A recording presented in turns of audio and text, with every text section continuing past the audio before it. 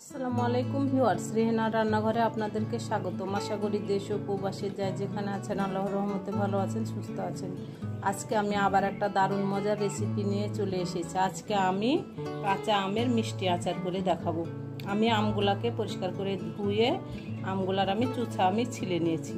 আমি হালকা হালকা সবুজ দাগ রেখেছি, হালকা আপনার সবুজ কালারটা আছে।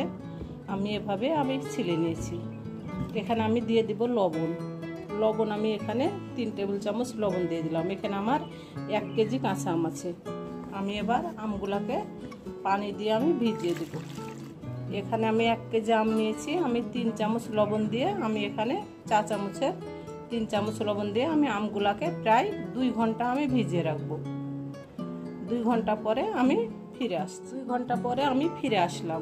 দেখুন আমার পানি থেকে কিভাবে কালো কষটা বেরিয়ে গেছে 2 ঘন্টার মধ্যে। আমি এবার আমটাকে পরিষ্কার করে ধুয়ে নেব। আমি আমটাকে পরিষ্কার করে ধুয়ে নিয়ে আমি ফিরে আসছি। আমটাকে আমি পরিষ্কার করে ধুয়ে নিয়েছি। আমি একটা আমের 8 ভাগ করে নিয়েছি। আপনারা চাইলে এভাবে গোটাও রাখতে পারেন, এভাবে গোটা রাখতে পারেন। আমি 8 ভাগ করে নিয়েছি। আমার যেহেতু বাসাতে রোদের ব্যবস্থা আছে, আমগুলোকে আমি 30 মিনিট আমি রোদে দিয়ে আমি আমগুলা শুকিয়ে নেব। 30 মিনিট পরে আমি ফিরে আসছি। 30 মিনিট পরে আমি ফিরে আসলাম। আপনাদের কাছে যদি রোদের ব্যবস্থা না থাকে তাহলে আপনারা সুতির কাপড় দিয়ে আমগুলা মুছে নিতে পারবেন। সুন্দর করে সুতি কাপড় দিয়ে আমগুলো একটা একটা করে মুছে নিয়ে, যেহেতু আচারটা আমরা অনেক দিন রাখার চেষ্টা করব, সেজন্য আমে যেন এক ফোঁটাও পানি না থাকে। এবার আমি কিচেনে চলে যাব। আমি চুলায় কড়াই বসিয়ে দিয়েছি। আমি এবার গ্যাসটা অন করে দেব। আমি মশলাগুলা ভেজে নেব। আমি প্রথমে 4টা মরিচ দিয়ে দিলাম, শুকনা মরিচ। আমরা যেহেতু মিষ্টি আচার করব, ঝালের পরিমাণটা কম ব্যবহার করব। আমি মরিচ 4টা ভেজে নিয়ে আমি ফিরে আসছি। এটা মিডিয়াম টু লো হিটে 20 থেকে 25 সেকেন্ড ভেজে নিতে হবে। আমার ক্যামেরাটা অফ হয়ে গেছিল, আমি দেখাতে পারিনি। আমি এখানে 5 ফোড়ন দিয়েছি, 1 চামচ ধনিয়া, আস্ত ধনিয়া 1 চামচ, মোহরি বা মিষ্টি মোহরি 1 চামচ, 4টা কাঁচা মরিচ, 1.5 চামচ কালো সরিষা, 1.5 চামচ সাদা সরিষা। আমি যেহেতু আচারে পানি ব্যবহার করব না, আচারটা আমি অনেকদিন রাখবো, সেজন্য আমি সরিষাগুলোকে পরিষ্কার করে ধুয়ে নিয়েছি, দিয়ে রোদে শুকিয়ে নিয়েছি। এখন আমি 5 ফোড়নের সঙ্গে ধনিয়ার সঙ্গে আমি ভেজে নিলাম। আমি এবার নামিয়ে নেব। দেখুন এখানে আমার সরিষা দেখা যাচ্ছে। আমি এখানে কালো সরিষা আর সাদা সরিষা আমি ভেজে নিয়েছি। সরিষাগুলো আমার দেখা যাচ্ছে, কিন্তু আমার সেই সময় ক্যামেরাটা অফ হয়ে গেছিল, আমি দেখাতে পারিনি। আমি এবার এটাকে ব্লেন্ড করে নিয়ে ফিরে আসছি। আমি এটাকে ব্লেন্ড করে নিয়েছি। আমি এটা একেবারে মিহি করে নিয়ে আমি আধা ভাঙ্গা করে নিয়েছি। চুলায় আমি কড়াই বসিয়ে দিয়েছি। আমি গ্যাসটা অন করে দিয়েছি। এবার আমি দিয়ে দেবো তেল, সরিষার তেল। আমরা যেহেতু আচার করব, আমাদেরকে অবশ্যই সরিষার তেলটা ব্যবহার করতে হবে। আমি দিয়ে দিলাম 1 কাপ সরিষার তেল। আমি দিয়ে দেব আস্ত 5 ফোড়ন, দিয়ে দেব 2টা শুকনা মরিচ, দিয়ে দেব আমি বড় সাইজের দেশি রসুন, আমি একটা দিয়ে দিলাম। আমি এবার এগুলাকে 20-25 সেকেন্ড আমি ভেজে নেব। 20-25 সেকেন্ড আমি ভেজে নিয়েছি। এবার আমি দিয়ে দেব আম, কেটে ধুয়ে পরিষ্কার করে শুকিয়ে রাখা আম। আমি এবার এগুলোকে ভালো করে নেড়ে চেড়ে নেব। আমি দিয়ে দেবো চিনি। যেহেতু মিষ্টি আচার করছি, আমার চিনির পরিমাণটা বেশি। আমি এখানে 250 গ্রাম চিনি দিয়ে দিলাম। আমি আবারও ভালো করে নেড়ে চেড়ে নেব। আমি দিয়ে দেবো হলুদের গুঁড়া 1/2 চামচ, দিয়ে দেবো মরিচের গুঁড়া 1/2 চামচ। আমি এবার ভালো করে নেড়ে চেড়ে নেব। আমি এবার দিয়ে দেবো লবণ স্বাদ অনুযায়ী।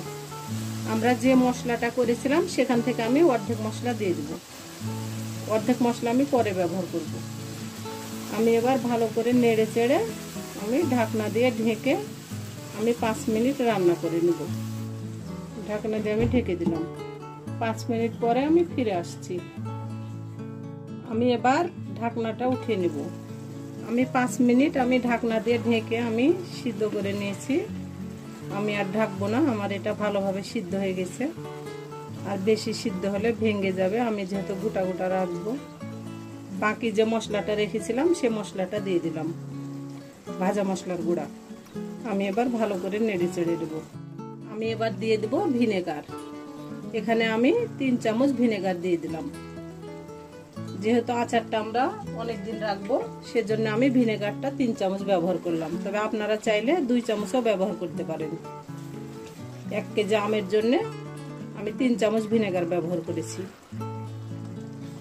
আপনারা 2 চামচও ব্যবহার করতে পারেন। আমি এবার আচারটা আর 2-3 মিনিট আমি নেড়ে চেড়ে আমি নামিয়ে নেব।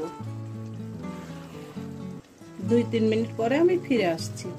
আমি যেভাবে কাঁচা আম দিয়ে মিষ্টি আচার বানালাম, আপনারা একবার হলো আমার মতো করে এটা বানিয়ে খেয়ে দেখুন। এটা আপনি ভাত, রুটি, পরোটা সব কিছুর সঙ্গে এটা আপনি পরিবেশন করতে পারবেন। আমার ভিডিওগুলো যদি ভালো লাগে তাহলে অবশ্যই আমার ভিডিওগুলো দেখার অনুরোধ রইল।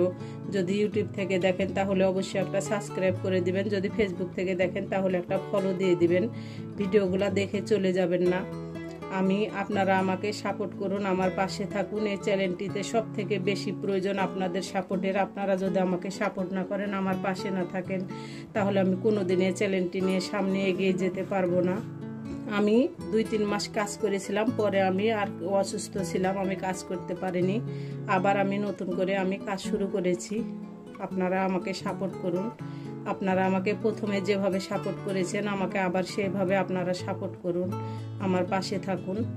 আমি এবার আচারগুলোকে উঠিয়ে নেব। আমি আচারগুলো উঠিয়ে নিয়ে আমি আপনাদেরকে পরিবেশন করে দেখাচ্ছি।